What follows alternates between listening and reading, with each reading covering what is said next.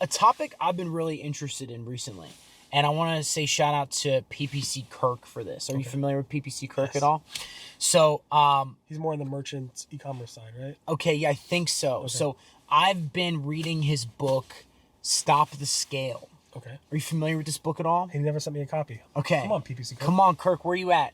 Kirk, follow me back. No, you. No. But serious, shameless plug to him on this book. It's a really so. It's all about like focusing on client service work, giving the best value to your clients first, as opposed to just growing as quickly as possible. Right. So I'm seeing a lot of companies do this. I'm seeing a lot of companies just grow more than they possibly can. They're really sales focused. Right. Maybe they've mastered sales, right, but they haven't necessarily mastered fulfillment. They haven't necessarily mastered PPC or SEO, and they're just kind of selling whoever they can, and they're not really like honing in on a certain business or a certain industry and how they can really be rock stars for them, right? And I really feel like those companies are at a disadvantage. Maybe they can sell, they can get, a ton of new revenue, first month, second month revenue, but you start to see, retention die off. I really feel like the companies that are going to be able to retain people the best are the ones that are going to win. So I just to speak on overall, just anybody else that's in the industry, and I really love this book. I really love the approach that PPC Kirk's taken here. I'm sure like you, I'm heavy on Twitter right now. Okay. And you got the whole vibe of money Twitter being a huge thing. You got a ton of kids that are younger than me just crushing it. And I love watching them. And I won't ever, take away anybody else's shine. And who knows what they're doing. Maybe they're killing it for their clients. But I just think from an overall fulfillment perspective, like focusing on really doing well, growing slow, and doing a great job for people, you'll always have the advantage. I totally agree. I mean, I have a small company, development company, software company. Mm-hmm. And yeah, of course, I've seen lots of my competitors grow really fast. Yeah.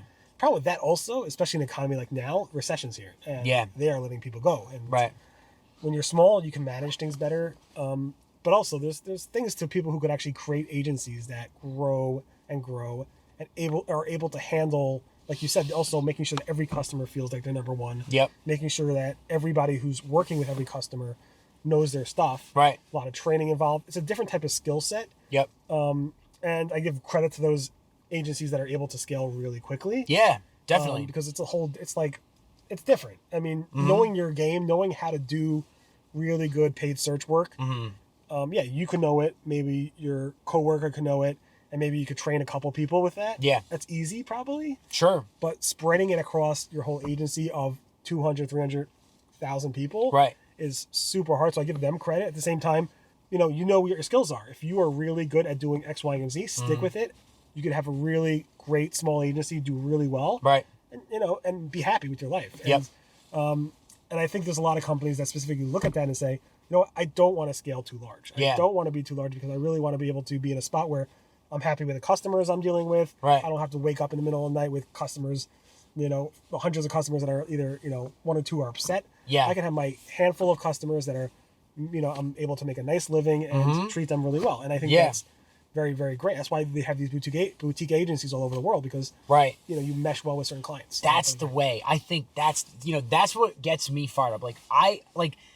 Nobody wants to work anywhere where you're just constantly under fire for dropping the ball for people. And you make all these promises, set expectations, man. Right. Tell people what you can give. Give someone a realistic number. Right. You know what I mean? Okay, have you worked in X vertical very long? Okay, no. All right, then set the expectation, and be honest. And if that doesn't get you the sale, there's always more. Right. You know what I mean? What's you get somebody to sign on the dotted line for, X amount of retainer fees for 3 months or whatever, right? And they're just left feeling man, they told me that they were gonna give me X amount of increased revenue and they couldn't. Right. Right. And it was nowhere on the contract that said that they would actually give that. Right. They just, so it's I don't know, man. Everybody needs to make their money. I will never poo-poo business, of course. And look, and if you've mastered sales, if you're really good at that, do that. You know what I'm saying? Like, do that for people. Like, you're better at that than the actual service you're selling. So that's another thing. Like, when you own your own company, there's certain things you have to understand that I'm not good at this. I should hire somebody that's good at it. Right. And stuff like that. So if you do want to scale, you could. But then you might need, like, you're really good at maybe the tactical work. You might need to hire a salesperson. You might need to hire somebody who's in operations. Yes. Customer service specialist. Yep. Training specialist. Yeah. There's a whole thing, and there's a way to do it right, I guess. But at the same time, sometimes it's a headache. I mean, it's a huge headache. So some people don't want to deal with it. Right. Of course. I know consultants that are really, really good at SEO or PPC, and they're just one person, and they do not want to hire people. They don't want the headache of employees. They don't want the headache of payroll. They just want to do their thing, and they take on X number of clients every quarter. Yep. And they have a queue of clients waiting for them to reach out to them. Yep. And they're happy with that. And they do a great job. And they enjoy life. Sure. And they have family time, and they're happy. Yep. And they're probably happy because they don't have, employees that don't know what they're doing, and clients who know that you don't know what you're doing. You know what I mean? Like, so there's a little bit of peace to be able to quality of work, the quality of the output. And even if you can sell a ton of people, if you don't have the fulfillment right, you're not going to keep them. Curious, how much time of your day are you doing sales versus, because you're a small business, so you have to do everything, right? Yeah, I spend more time with fulfillment. Actually doing the business. Honestly, I spend more time with fulfillment, and I think that's how it should be, and look, and I really try to gauge the people that I can sell the best with are the people that I can truly fulfill the best, right? And if I can't fulfill, then or if I don't maybe have as much experience in a vertical, I can't really gauge, because I try to give a metric. I try to say, hey, like, I can get you $150 per lead. Right. Like, if you convert X amount and you spend this is what you'll make. What's your average order value? That's your business. Right. Let's give it a shot. And then if it works, then great. Everybody's happy. If it doesn't, the expectation was met, and at least my reputation's in place. Right. I mean, at some point, it's going to be word of mouth anyway. Right. I mean, your customer's going to be happy, and they're going to recommend you to other customers. Yep. I don't know if you're at that point yet, because you're only about 2 years old. Sure. With me, I do absolutely no. Well, I'm 26, but. I mean, 2 years. I'm kidding. You're young. You're actually young. I got into the SEO search marketing space when I was actually 21. Okay. I look much older than I am. I'm 42. Gotcha. But I look like I'm 105. A lot of gray hair, as you can see. Yeah. In any event, how do you do the outreach? Do you do any outreach, or you're not really doing much outreach? Sure. Yeah. Cold email. Instagram. I'll just DM people. Okay. A lot too. You DM me, right? So I did DM you. I think so. I tweeted at you. Tweeted at me. Yeah. So I publicly DM'd you. That's the best way to do it. That's right. Yeah. But DM, Instagram voice messages. Okay. Are great because it's a little bit more personal, but right. not too personable. I get weird. Like, people will make videos of themselves in a DM. It's weird. Yeah. DM. I don't know if it's what Instagram. Is your take on? Do you know about Loom? Are you familiar with Loom? I've heard of it. So it's a video recording software. It's like a Chrome extension that people can video themselves and send them a personalized message. You said it's kind of weird. How do you feel when you get those? I get so much LinkedIn, Instagram, Facebook, video messages. Yeah, it's aggressive, right? If I asked for something, you reached out and said, "Yeah, I'm available to meet here." Yeah, in some parking lot where I thought there would be chargers, but I can't find them. Yeah, but it's all good because it's on the way back anyway. Right. But if it's just like outreach, I find it a little bit weird, but at the same time, I expect it. Right. But if it works, it works. So I don't know. For me, I'm just.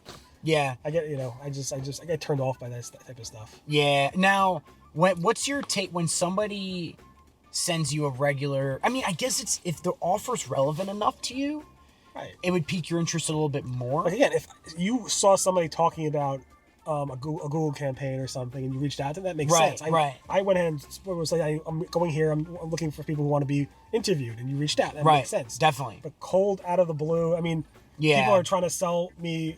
People, I get phone calls and emails about people trying to fulfill my energy bill for my office. Yeah. So I don't even I lease the office, I rent the office. I'm not involved in that. Right. Become targeted and specific, and I think that works. And I guess if I did that and you sent me a video, I mean, that would be fine. I used to get letters in the mail with the stuff. So yeah, you never know. It's cute. But that's interesting. So that does work for you. Definitely works. It's amazing how you'd happen to catch people at the right time. Right. And like it really is a numbers game. You reach out to enough people, there's going to be people that are interested.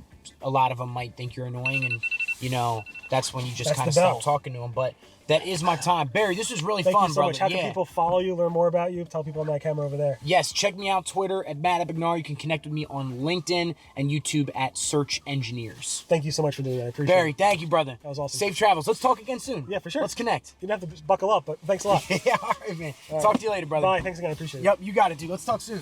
All right. How was that for an interview? Gotta do more of those car interviews. So hope you enjoyed it. Speak to you guys later. Bye-bye.